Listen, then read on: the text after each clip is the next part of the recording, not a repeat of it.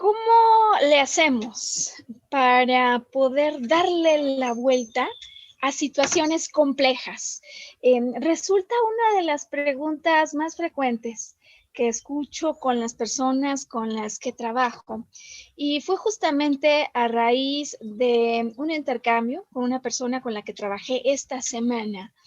como llegué a la conclusión de lo importante que podría ser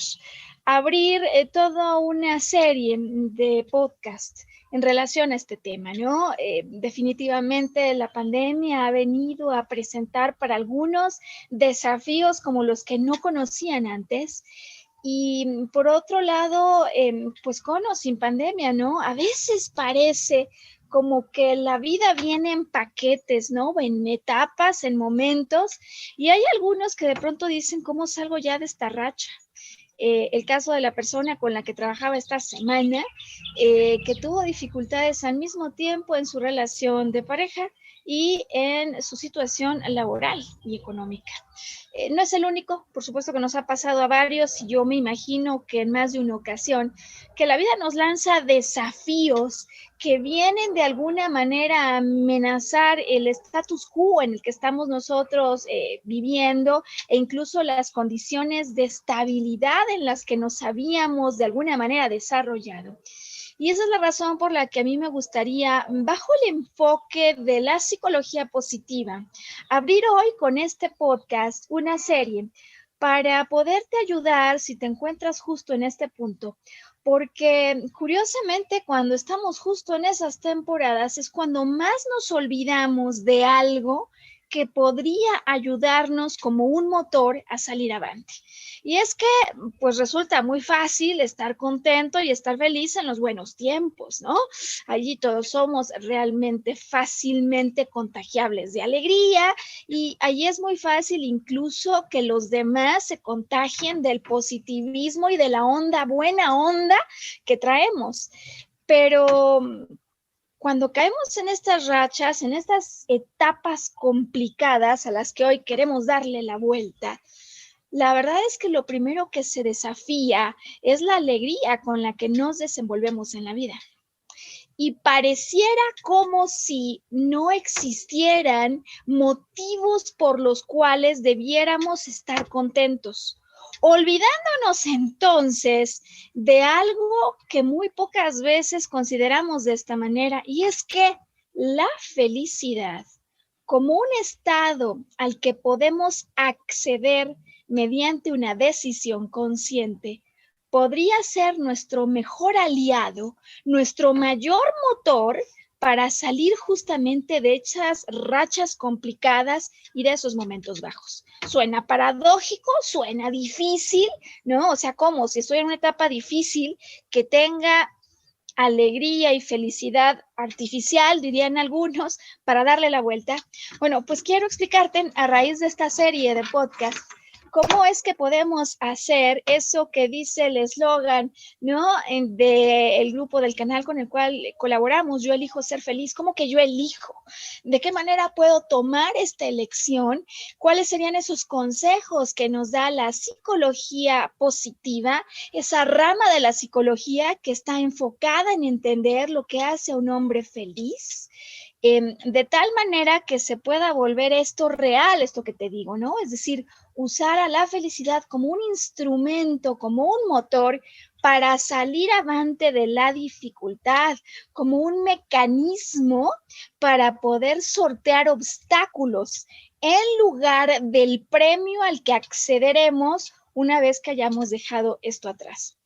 Sé que suena retador, pero estoy decidida a llevarte a través de este podcast y los que continúen por una serie de reflexiones, historias, puntos de vista y recomendaciones que te ayuden si es que, como la persona con la que trabajé esta semana, te encuentras ante la necesidad de darle la vuelta, no a un día, no a un mal momento, sino a toda una etapa, un bloque de tiempo en el que las cosas se han puesto complicadas, posiblemente en más de un ámbito de tu vida.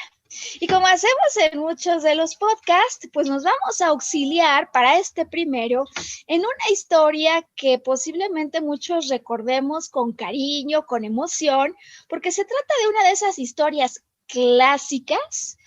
que es fácil volver a recordar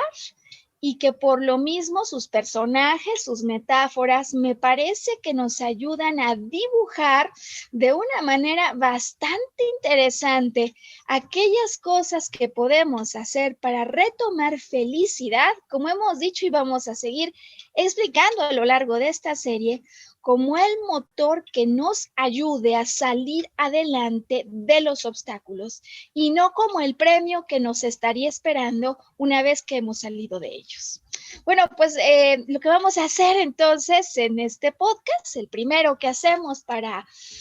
reflexionar juntos cómo podemos darle la vuelta a etapas complicadas. En este primero quiero apoyarme en la historia del libro de la selva. Libro de la selva, pues que ha tenido muchas adaptaciones. Walt Disney, ¿no? Ha sacado más de una película al respecto. De tal manera, pues que hay algunos elementos que están en los libros originales. Por cierto, una historia de un autor británico de apellido Kipling, quien fue ganador de Premio Nobel de Literatura y que originalmente escribe esto como unas historias breves que en su momento al ser publicadas tienen muchísimo éxito y que al conjuntar los primeros 8 libros, ¿no? De, digamos, lo que constituye el libro de la selva, da vida a esto que después, decía ya, que sufre algunas adaptaciones. Me gustaría hoy comenzar por recordar un poco de la trama, que juntos viajemos a lo largo de esta historia. Y una vez ubicados, alineados en los personajes, en la trama, retomemos eso que va pasando, las propias conductas y comportamientos de los personajes, para hacer hoy 7 reflexiones de cómo es que podríamos darle la vuelta a un momento largo, a una etapa ya de dificultad en diversos ámbitos, mediante aquello que nos propone el libro de la selva. Y pues vamos entonces directo, ¿no? A este recuento, que además yo creo que es como muchas de las historias y de las películas de Disney, que en el fondo no son solo historias dirigidas a los pequeños, sino a los papás de los pequeños, con mensajes interesantes, a veces unos muy explícitos y a veces otros más implícitos a través de sus símbolos. Bueno, la historia, la trama del libro de la selva. Ocurre que hay un tigre de Bengala en la selva, en los bosques lluviosos, digamos, de la India, que ha sido maltratado y herido por una experiencia en intercambio con los seres humanos y que por cierto pues se va a volver uno de los personajes más importantes, el villano central, ¿no? De esta historia. Y Shere Khan es este tigre de Bengala que ataca desde luego a los papás de Mowgli, que será el cachorro humano, así lo definen los animales de la selva que lo encuentran, el cachorro humano que se vuelve el protagonista de la historia. De tal forma que Shere Khan ataca a sus papás y sobrevive el bebé, es un bebé de 2 años, y el relato, por lo pronto en la adaptación de Disney, es narrado por Bagheera. Bagheera, que es una pantera negra, un leopardo, ¿no? En su versión hindú, negro, que de alguna manera se da cuenta de lo que ha pasado y rescata al niño, al cachorro humano, así le dicen, le da el nombre de Mowgli y piensa en entregárselo a los lobos para que le ayuden a criarlo dentro de su manada, al interior de la manada de lobos con los que ella piensa que puede apoyarse para que el niño no solo sobreviva, sino que se fortalezca, sea criado, ¿no? Se encuentra Akela, él es el líder, y en ese grupo, en esa manada, Raksha, que es la hembra que finalmente lo va a criar como si fuera su hijo propio, con todo el amor, con toda la calidez de una madre, formando un hogar,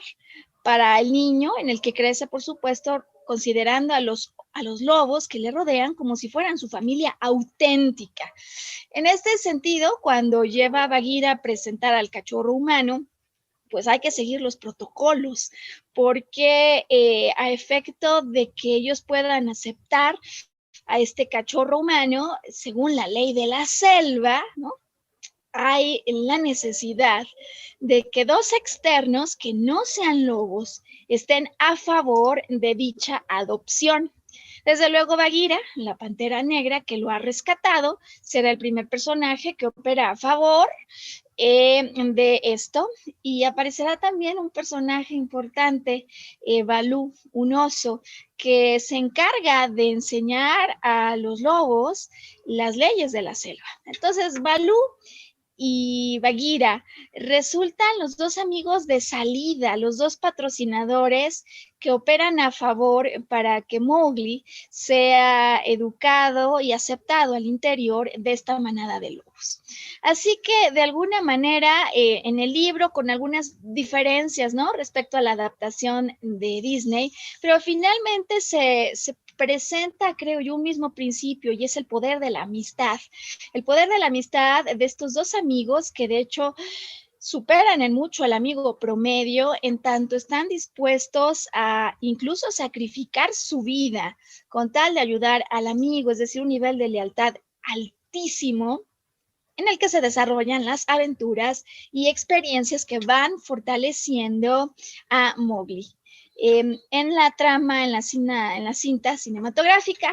se viene una época de sequía fuerte, ¿no? Conforme la historia se desenvuelve, que hace que los animales de la selva se tengan que reunir en torno a una laguna de lo que en algún momento hubiera sido un gran río, para que allí puedan beber en paz y en armonía ante la sequía. Resulta que cuando allí se presentan, el observar a Mowgli pues genera un asombro tremendo entre todos los animales que nunca habían visto eso que ellos llaman un cachorro humano frente a ellos. Pero lo que desde luego, como te puedes imaginar, genera el odio de este personaje que aparece desde el principio, Shere Khan, este tigre de Bengala agresivo, que por haber tenido una mala experiencia con los humanos, los odia a todos. Y ante el asombro de lo que podría haber sido una especie ajena a ellos, ¿no?, con todo lo que esto significa, Shere Khan se encarga de sembrar odio y miedo en todos ellos, afirmando de manera contundente que es un peligro para la selva el que este niño viva con ellos, este cachorro, porque eventualmente va a crecer, va a aprender a usar el fuego y, por cierto, las armas de fuego, y desde luego los va a matar. Entonces, bajo esta idea y el terror con el que él vive, de alguna manera siembra miedo en todos ellos, y finalmente deciden que si esta es la situación, pues habrá que dejar fuera al cachorro del grupo de la selva, y que notoriamente conforme el niño iba creciendo, pues cada vez era más diferente de todos ellos. El niño, al escuchar esto, Mowgli, decide que es momento de alejarse de ellos, porque si no, su presencia podría causarles más daño. Y Bagheera, que es quien lo rescata y quien se ha vuelto como un padrino, un instructor, desde luego por un lado exigente, pero por otro lado totalmente protector y afectuoso con él, decide guiarlo hacia una aldea humana donde pueda reintegrarse con los de su especie. Y esto, por supuesto, pues va a dar pie a toda una serie de aventuras en las que el niño conoce a muchos otros animales, los elefantes, ¿no?, que son, diríamos, una especie de enorme admiración en aquella zona, por su grandiosidad, su majestuosidad, su disciplina. Por supuesto, se encuentra también con una serpiente, y desde luego en la cinta se desenvuelven todos sus intercambios de alegría, de placer y de disfrute pleno de aquello que es un mundo de abundancia en el que vive, al lado de Balú, al que de alguna manera se le presenta, ¿no?, como un oso perezoso. Bueno, en cuanto a la historia, desde luego que es interesante darse cuenta cómo buscando alejarse de ese peligro, como nos pasa muchas veces en la vida, es que Mowgli continúa adelante con un camino que parece ser aquel para el cual está destinado, porque desde su llegada prácticamente a la selva, hay quien anticipa que él será quien eventualmente dé muerte a Shere Khan, al tigre. El asunto es que el tigre, envuelto en odio y en ganas de acabar con eso que le genera terror, que es una tremenda generalización del daño que pueden causar los humanos por una experiencia que ha tenido, está decidido no solo a alejar a Mowgli, sino a matarlo. De tal manera que Mowgli, cuando se acerca a una aldea de humanos, pues desde luego batalla en el solo hecho de poderse adaptar a una realidad que parece totalmente ajena por lo pronto a lo que ha sido su experiencia de vida, donde se convierte en pastor de búfalos. Función y búfalos que le van a ayudar, digo que como si hubiera sido algo eventualmente preparado por el destino, este alejamiento de lo que no es, para que en el contacto de su esencia encuentre la manera después de pues ir en contra de Shere Khan. Cosas más, cosas menos, y digo que hay diferencias desde luego entre el libro y la película, pero hay algunos esenciales en los cuales me parece que podríamos anclarnos hoy, como el asunto de un niño que se queda a los 2 años de edad absolutamente solo a la mitad de la selva. O sea, imagínate si no podría haber una metáfora o una historia de lo que significa una etapa compleja. Solo, sin los recursos, sin las posibilidades, ni siquiera por su propiedad biológica, por su propiedad intelectual, a quien la propia naturaleza le provee de los sustentos, de los alimentos, de los amigos, del cariño necesario para salir adelante, y cómo tendrá que regresar a enfrentarse y a reconciliarse con su propia esencia en algún momento del tiempo. Bueno, la historia está llena de símbolos, la historia además por supuesto que tiene muchas cosas de las que podemos aprender. Hoy que hemos decidido salir con este podcast para reflexionar sobre esos aspectos que podrían ayudarnos a darle la vuelta a una etapa compleja. Y por lo mismo, ahora que hemos acabado de recordar la trama general, ¿no?, de lo que ocurre con el libro de la selva, viendo el reloj, me parece que es excelente momento, Sam, para que aquí nos puedas mandar a una pausa, para que insertemos la pausa comercial para los formatos del podcast que lo requieren. Y en cuanto volvamos, sabes, he preparado para ti siete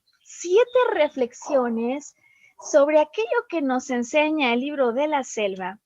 y sobre todo sobre aquello que nos puede ayudar a concluir de una manera distinta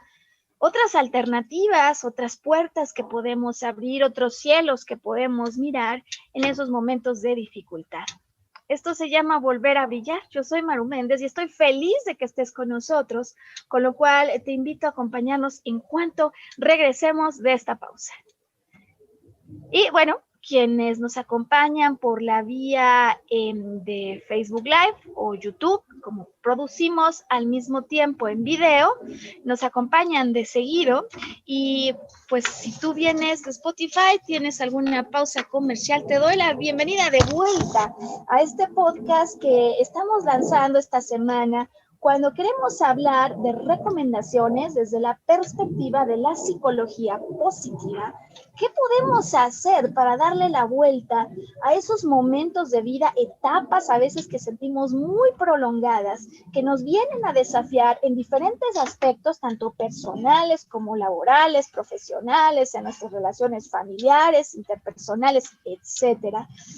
Y cómo podemos hacerlo además de una manera simple, ¿no? Porque a veces uno ya no, la psicología positiva, a lo mejor, ¿sabes? Son ideas genéricas, son conceptos así como muy elevados, algunos piensan, o a lo mejor ideas filosóficas que están cerca del alcance de lo que podríamos hacer. Así que justo el podcast de hoy tiene la intención de darte consejos prácticos y nos estamos apoyando hoy en la historia del libro de la selva, que ha sido famosa, por supuesto, llevada a diferentes formatos, con diferentes adaptaciones, y hoy tratando de recordar un poco de esta historia,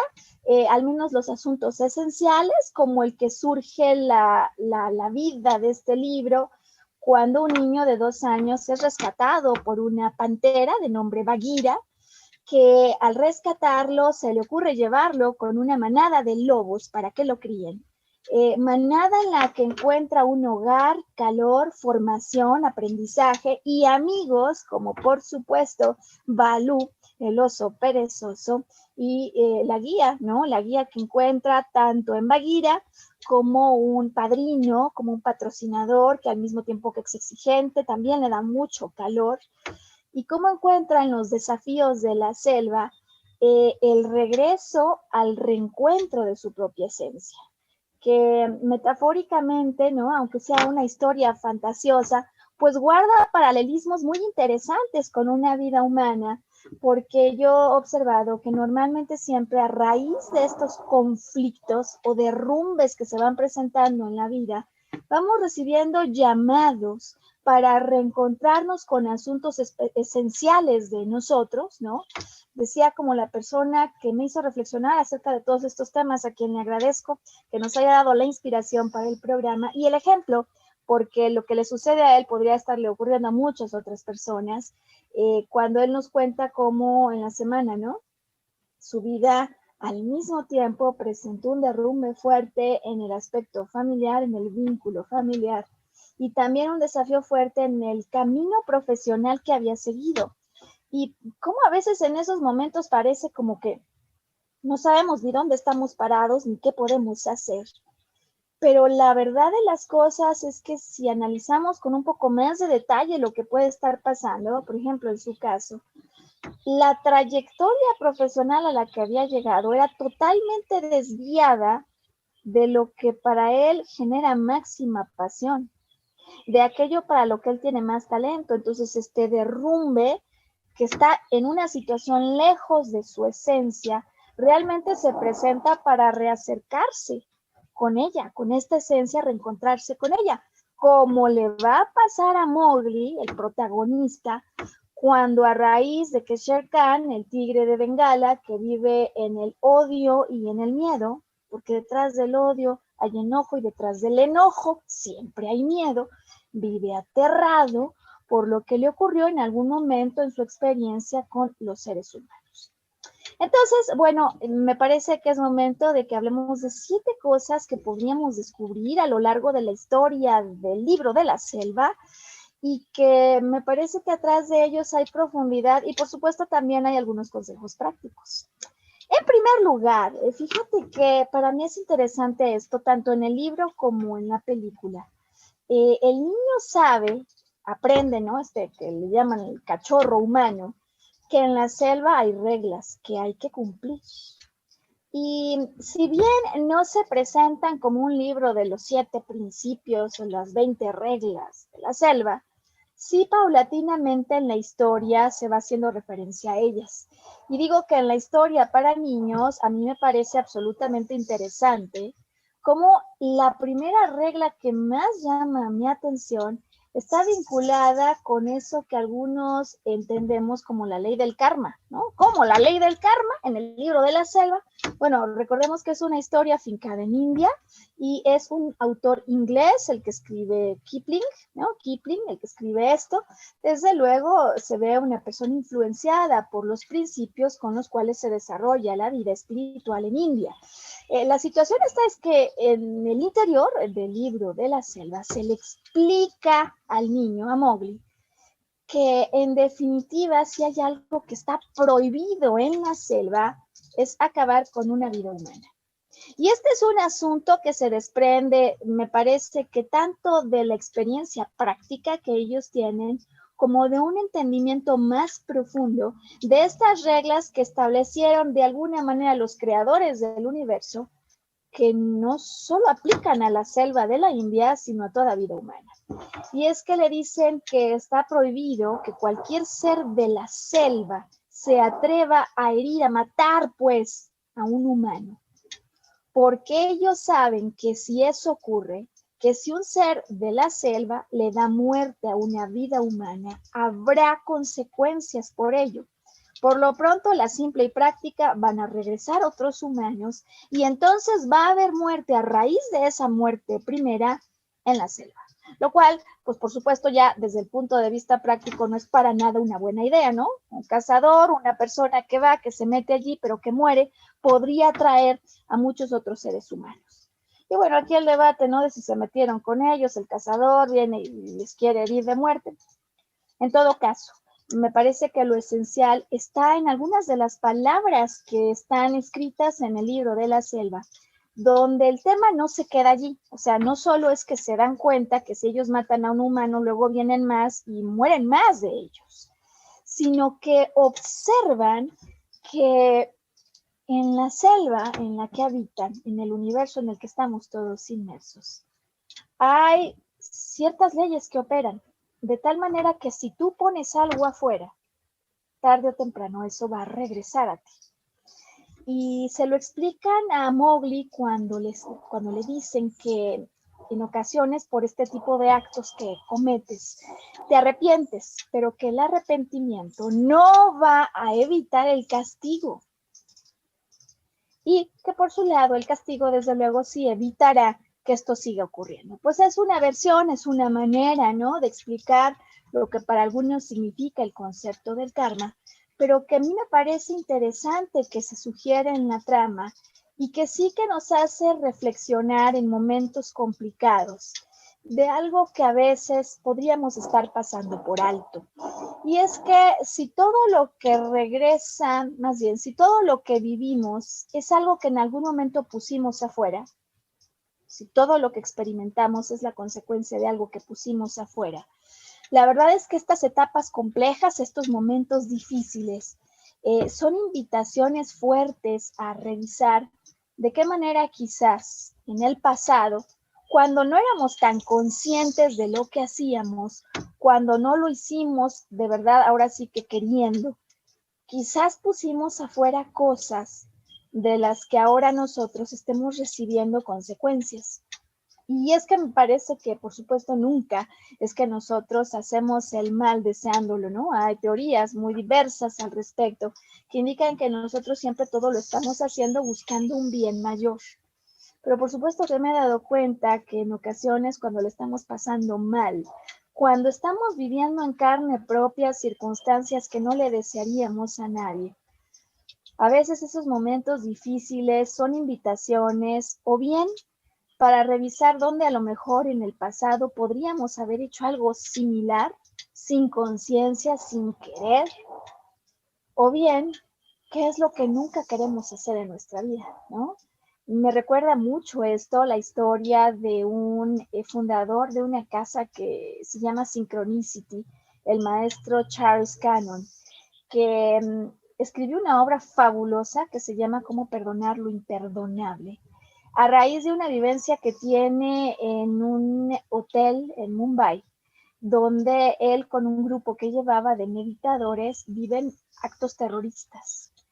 Y me parece increíble esta reflexión a la que él llega, cuando afirma que en realidad nunca lo que nos ocurre nos define, y cómo más bien nosotros podemos escoger a cada minuto qué queremos ser, quién queremos ser, en quién nos queremos convertir. Y por supuesto que esto digo que me parece interesante cómo luego ligarlo de regreso con la historia del libro de la selva, porque Shere Khan, el villano de la obra, elige convertirse en eso a lo que le tiene tanto miedo, ¿no? Elige convertirse en un, digamos, ejecutor de actos en los que la vida se compromete, se decide convertir en un gran agresor en respuesta a algo que él ha vivido. Y aquí me parece entonces que el libro de la selva nos viene a dar una pauta bien interesante para darle la vuelta a las etapas complicadas, en las que digo que muchas veces abunda todo menos la felicidad y los buenos pensamientos, ¿no? Muchas veces en esas circunstancias, de hecho, nuestras emociones están tan turbadas que lejos estamos de pensar en cosas elevadas o hacer actos de bondad con otros. Y me parece que en este sentido el libro de la selva nos viene a entregar dos alternativas. Reconocer que nuestras vivencias nos ayudan a reflexionar cómo podemos convertirnos en mejores seres, en oposición a el decidir anclarnos en el rencor que podría acabar no solo con la vida de otros, sino con nuestra vida propia, ¿no? Y es justo lo que le pasa a Shere Khan, o sea, el rencor destruye vidas y destruye vidas no solo porque algunos salgan a matar como el león, sino porque con nuestros pensamientos muchas veces condenamos a otros y casi los matamos. Así que ya de entrada, si estás en este momento atravesando por una situación compleja, creo que la primera pregunta que nos sugiere el libro de la selva contemplar es hasta dónde me siento una víctima de esto que está ocurriendo y alguien que necesita convertirse en un vengador de lo que vivió, o hasta dónde esta historia que has vivido te puede ayudar a tomar nuevas conclusiones respecto a una vida en la que en definitiva no hagas eso que alguien te hizo. No parece fácil, pero cuando estamos atravesando momentos complejos, estas disyuntivas realmente se presentan. A veces a raíz de que alguien recibió maltratos, se convierte en una persona que maltrata a otros. A veces a raíz de que uno recibió críticas severas de otros, se vuelve en el juez más severo. Y a veces a raíz de que estuvimos en convivencia con gente muy amarga, nosotros nos amargamos. ¿De qué manera entonces? Esta primera parte del libro de la selva en el que nos cuentan de ciertas leyes bajo las cuales opera el universo, podría ayudarte a adquirir una perspectiva distinta cuando en lugar de seguir pensando en el dolor que te causa lo que ocurrió, la pregunta que activamos es, a raíz de esto que he vivido, ¿qué es lo que nunca voy a volver a hacer en mi vida con otro para que esto nunca regrese a mí? Primera pregunta, primera alternativa que nos trae el libro de la selva como una posible reflexión a quienes atravesamos momentos complejos porque a través de nuestros pensamientos y nuestros anclajes los hacemos más complicados. Hay otra cosa que desde luego no podíamos pasar por alto, ni menos porque se relaciona con una trama musical que muchos después de que la escuchamos la repetimos con mucha facilidad. Seguro tú te acordarás de esto que es Busca lo más vital, ¿no? Busca lo más vital, va diciendo la canción que le enseña el oso perezoso a Mowgli. Y la invitación es para que se encargue de estar cerca de la naturaleza y en el contacto con la naturaleza. No solo disfrute de la abundancia, le cuenta que él encuentra siempre por lo menos 100 hormigas, que la miel de las abejas siempre se la hacen a él, y cómo cuando él se coloca cerca de lo vital de la naturaleza, encuentra todo lo que necesita. Yo observo aquí dos elementos y uno que plenamente coincide con las teorías que presenta la psicología positiva. Y es que el contacto con lo más vital, el hecho solo, de, por ejemplo, de tener caminatas 20 minutos en la naturaleza, nos puede recuperar toda esa energía de armonía y vitalidad que se respira allí. Es como si nos la volviera a inyectar, a contagiar. Interesantemente, además, cuando nos alimentamos de comida producida directamente en la naturaleza, obtenemos como un reservorio mayor de todos aquellos elementos que ayudan a nuestro cuerpo a estar en balance, no solo fisiológico, sino emocional. Busca lo más vital Algunos lo relacionan esto con el hecho de no trabajar. Y algunos pues expertos que estudian este libro, la verdad es que de lo que hablan más es que no se refiere a la historia real de un oso tan perezoso como a lo mejor algunas películas lo pintan, sino como un oso que sabe que su fuente vital, la que le reconecta con la vida que le llena por dentro, es la naturaleza. Abundancia, confianza en ella, alimentos naturales, paseos por la naturaleza como una clave bien importante para recuperar bienestar y disfrutar de ella y ser feliz. Y bueno, hay otros dos elementos, ¿sabes?, que a mí me parecen importantes atrás del libro de la selva, que creo tienen mucho que aportar y que curiosamente también van a coincidir con los postulados de la psicología positiva. Y es que en el fondo, Mowgli recibe una familia.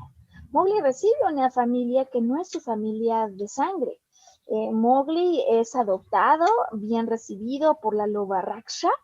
quien lo va a estar criando como si fuera un miembro más de la manada,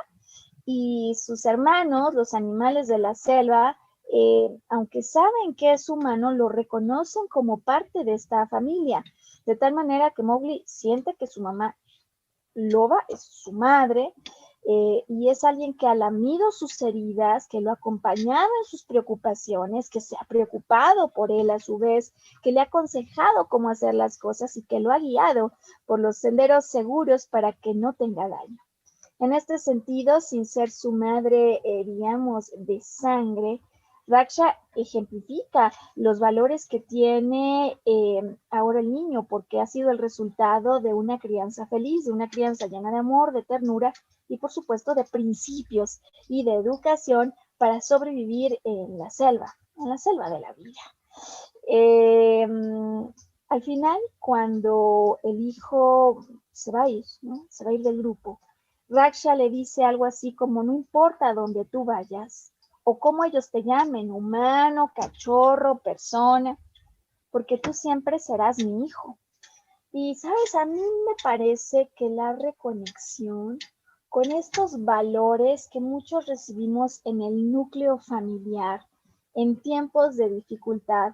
aun cuando nuestros padres físicamente ya no estén frente a nosotros,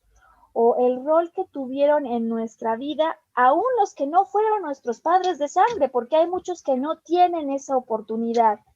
Pero la vida nunca nos deja sin guías, sin personas que nos entreguen afecto. Y cómo entonces, curiosamente, el libro de la selva hace referencia a uno de los aspectos más importantes que resalta la psicología positiva para ayudarnos a alcanzar momentos de mayor felicidad aún en esas situaciones complejas, y es el poder de las relaciones, ¿no? Es decir, los amigos o los familiares, la familia de sangre o la familia que nunca fue de sangre, pero que nos da tanto el sentido de pertenencia como el aprecio, el calor vital, la compañía. A veces no tiene que ser una compañía continuada, sino la presencia a distancia que sabe estar en los momentos particulares en los que el solo escucharnos, darnos un consejo, mirarnos a los ojos o darnos un abrazo, puede ser todo lo que necesitáramos para desahogar y dejar afuera lo que nos estaba restando aparente felicidad. Así que entonces el libro de la selva habla de la familia no sanguínea como una fuente de calor que se perpetúa a lo largo de la vida, porque esas relaciones importantes y su recuerdo permanecen con nosotros siempre. Y bueno, por supuesto que habíamos empezado hablando del rol que toman Balú, el oso, perezoso entre comillas, y Bagheera, la pantera negra, que se vuelve el patrocinador, uno de los más importantes patrocinadores que tiene Mowgli en el libro de la selva, que ya lo decíamos al principio, pero ahora es importante recordar que nos hablan del poder de la amistad, ¿no? La amistad fiel, la amistad honesta, la amistad hasta el final y hasta sus últimas consecuencias. Por supuesto que en más de una ocasión el niño se mete en aprietos y sus amigos, el oso y la pantera, le acompañan, lo alcanzan, lo buscan, se meten en aprietos como él y están dispuestos a dar continuamente la vida. De tal manera que nuevamente el libro de la selva, con este elemento que es tan palpable a lo largo o del libro o de la historia cinematográfica, nos pinta a todo color lo que significa uno de los elementos más importantes para retomar vitalidad, felicidad, cuando estamos viviendo una etapa compleja. El rol que toman amigos a veces que aparecen, que hacían años a quienes no veíamos, amigos del pasado, figuras importantes que de pronto aparecen ante un accidente y que se volverán grandes patrocinadores de nosotros en esos momentos de dificultad. Es decir, que hasta este punto ya llevo 6 elementos con los que nos puede ayudar a reflexionar una simple historia que aparecería un cuento de niños, el libro de la selva. La ley de la selva número 1, no quitarle la vida a nadie, que nos hace reflexionar en la ley del karma, no para pensar en todas las cosas que quién sabe en dónde y en qué momentos se quedaron en mi saldo en contra, sino que más bien me parece que es una invitación a reconsiderar cuando estamos en una situación compleja porque creemos que alguien, un victimario, nos hizo algo, pues que más bien nos invita a pensar en cómo no volvemos nunca a ver eso en nuestra vida, porque decidimos a raíz de lo que vivimos nunca volver a hacer ni la más mínima cosa en relación con lo que alguien nos hizo, ¿no?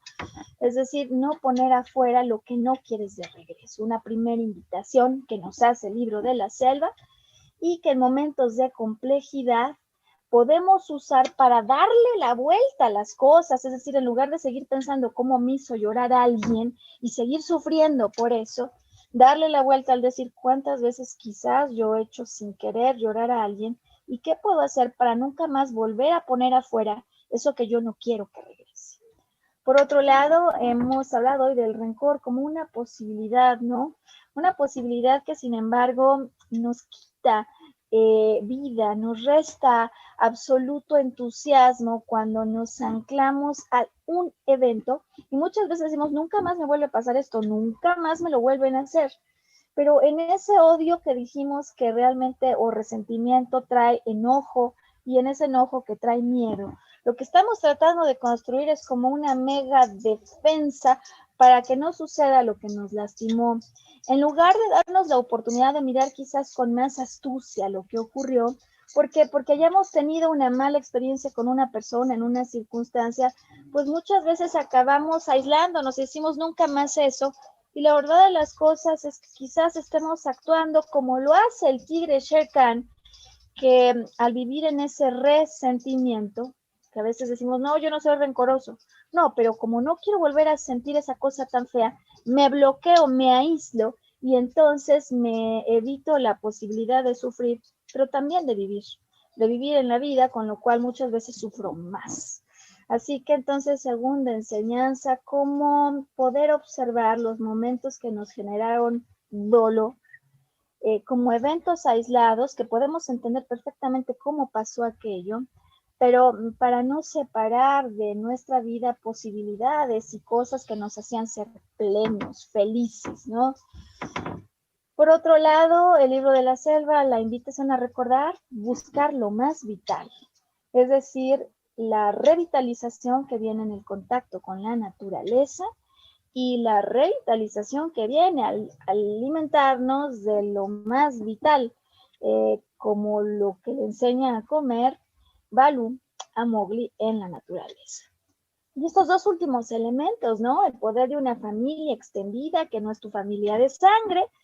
y el poder de la amistad. Fíjate que he dejado justo para el final del programa la última enseñanza que a mí me parece que es clave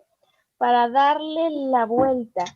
a momentos de complejidad, etapas prolongadas en las que los desafíos que nos presenta la vida aparecen en mucho más que una sola área, ¿no? Y es que durante la trama del libro de la selva, le enseñan al niño cómo hacer en momentos de gran peligro para poder salir avante en la selva. Y le enseñan palabras clave, le enseñan palabras mágicas. Le dicen que cuando él se encuentre en peligro dentro de la selva, en cuanto vea a otro ser de la selva aparecer, él debe de conectar al recordarle que él tiene su propia sangre, ¿no? Yo soy Mowgli, el pequeño Mowgli,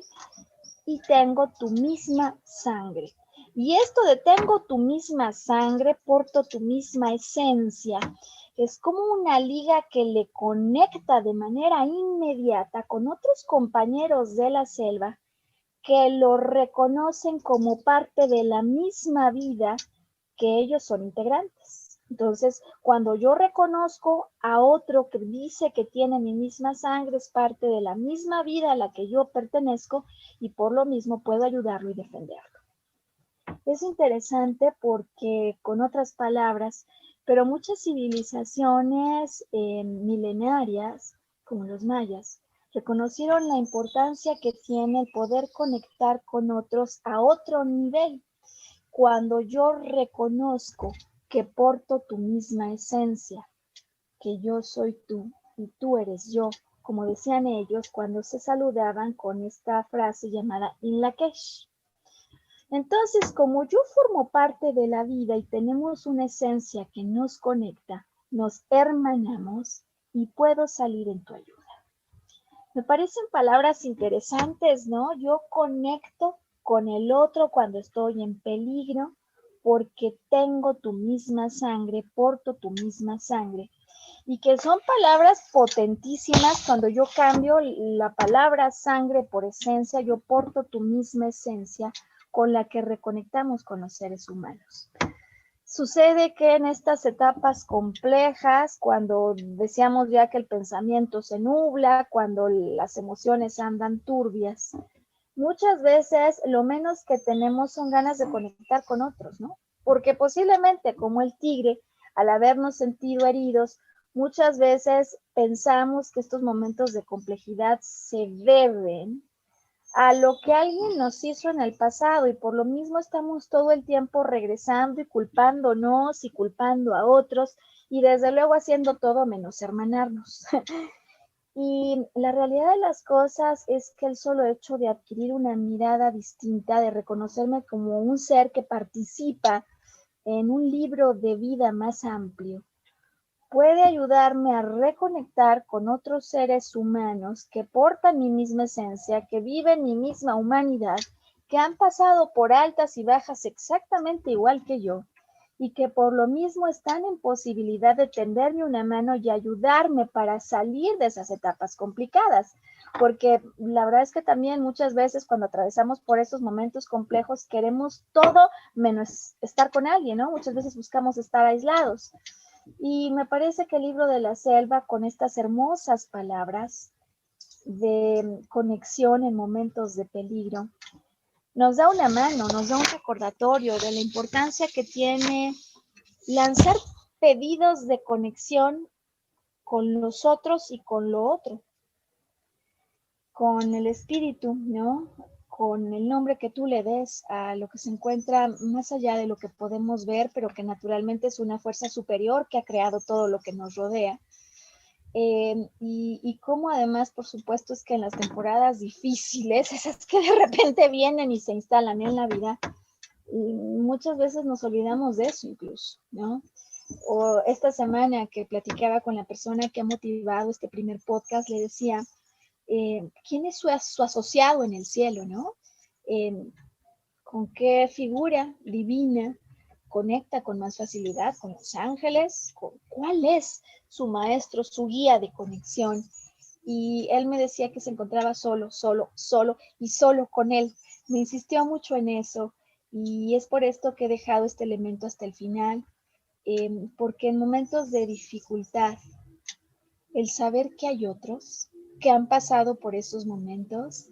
que nos pueden entender, que no nos van a condenar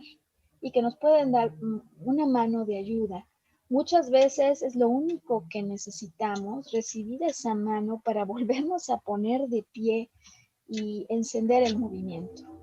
De tal manera que el día de hoy entonces concluyo este podcast al invitarte, si por algún motivo hace tiempo que no lo hubieras visto, a conectar o con la película o con el libro de la selva, el libro del libro de la selva, o con cualquier otra historia que te revitalice. Detrás de las historias siempre hay metáforas, siempre hay enseñanzas, y siempre el ver a otro en circunstancias complejas nos puede ayudar a vernos allí, a lo lejos, y a obtener fuente de inspiración. Me parece interesante, por último, hoy contarte que en el libro de la selva, allí en medio de esa selva, de esa jungla de dificultad, en la que un niño de 2 años iba a estar expuesto a todo peligro, curiosamente, las actividades a las que lo invitan sus amigos y los alimentos de los cuales él se nutre, curiosamente, son actividades y nutrientes sumamente recomendables para aquel que se encuentra pasando dificultad en una etapa compleja. Bailar, cantar, reír con los amigos a carcajadas. Son ese tipo de actividades que se sugiere realizar a toda conciencia para elevar el estado de ánimo. Es decir, así como el estado de ánimo se provoca por una serie de procesos mentales que hacemos, que producimos cuando algo ocurre afuera, así como a su vez nosotros podemos activar la maquinaria de la química cerebral al hacer ciertas conductas o comportamientos de manera deliberada. Reír con los amigos, bailar, cantar, como precisamente se presenta en el cuento, son actividades que se relacionan con la reactivación del cuarteto, así le llaman, de la felicidad. El cuarteto de la felicidad se trata de sustancias químicas que se producen al interior del cuerpo, que tienen un rol tanto de hormonas, es decir, se filtran por los órganos para impactarlos, pero también operan como neurotransmisores, es decir, favorecen la interconexión en las neuronas. Dicho de otra manera, estos cuatro, el cuarteto de la felicidad, son sustancias químicas que están vinculadas con todos esos procesos que nos hacen sentir plenos, satisfechos, que eliminan el dolor físico y también emocional, y que nos ayudan a estar en un estado de satisfacción y contento como ese que muchas veces nos hace falta. De tal suerte que para acabar este programa entonces quiero contarte que en la historia del libro de la selva, por ejemplo, al niño Mowgli lo enseñan a comer plátanos. Pues resulta que el plátano es uno de los alimentos que con más frecuencia se recomienda para elevar el nivel de estas sustancias, dopamina y serotonina particularmente, que tiene un enorme impacto en nuestra motivación.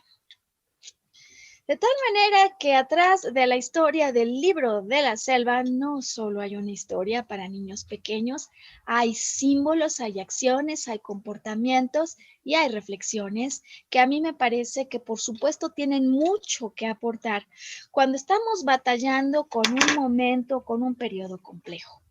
Y yo espero que con lo que hemos platicado el día de hoy, con esta historia del libro de la selva, con sus personajes y con todo lo que nos ha permitido platicar, te quedes con material que ayude a incentivar de manera más deliberada, más consciente, acciones que puedan ayudarte a ir un poco más arriba en esos momentos, en esas etapas por las que cualquier humano va a pasar, para que te puedas amar con más calidez, como lo hace la familia extendida de Mowgli, al recuperar contacto con tu familia extendida, aunque en estos momentos a lo mejor no puedas encontrarte físicamente con ellos. Y por supuesto que reconsideres la importancia que tiene nutrirte de lo natural y buscar lo más vital, así como cantar un poco, por supuesto, con los personajes, con la trama, con sus canciones y reconectar con nosotros, ¿sabes? Porque durante la próxima emisión, el próximo podcast, voy a tomar justo este tema, el tema de el cuarteto de la felicidad hormonal, neurotransmisores, para explicártelo de una manera bastante más práctica con las acciones y los alimentos que podrían ayudarte a elevar deliberadamente estos niveles que te van a traer mayor bienestar. y que mientras todo eso pase, pues elijas ser feliz y elijas volver a sintonizarnos en una semana cuando tengamos una nueva transmisión de esto a lo que llamamos volver a brillar. Te veo entonces. Hasta pronto.